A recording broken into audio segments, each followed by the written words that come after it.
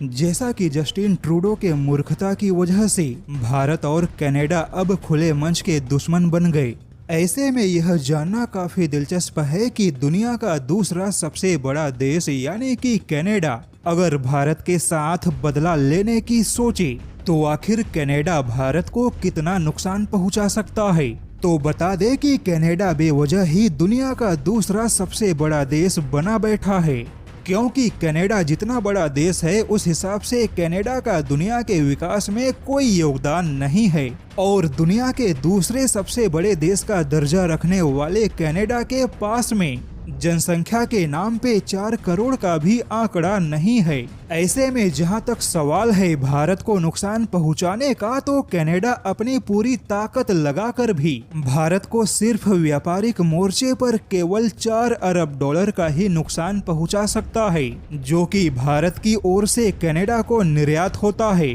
और इतना ही निर्यात कनाडा का भारत में भी है। ऐसे में 4 अरब डॉलर के नुकसान से भारत को कोई फर्क नहीं पड़ेगा। लेकिन अब कनाडा को यह समझ लेना चाहिए कि भारत ने दुनिया की दूसरी सबसे बड़ी अर्थव्यवस्था चीन को भी हर मंच पे घसीट के रख दिया, जबकि भारत और चीन के बीच में 135 अरब डॉलर का व्यापार है। यहाँ तक कि रूस के मुद्दे पर भारत ने अमेरिका की बातों को भी नहीं माना, जबकि अमेरिका आज भारत का सबसे बड़ा व्यापारिक साझेदार है। कश्मीर मुद्दे पर भारत ने सऊदी अरब को भी दबा दिया, जबकि सऊदी अरब का तेल भारत के लिए बहुत जरूरी है। ऐसे में भारत के साथ पंगा लेना कनाडा को कितना महंगा पड़ेगा, इसका अंदाजा लगाना भी कनाडा के लिए मुश्किल है, क्योंकि कनाडा ना तो भारत के हथियारों का सप्लायर है और ना ही कोई बड़े तेल का व्यापार है और ना ही भारत और कनाडा के बीच में कोई बड़ी व्यापारिक साझेदारी ही है।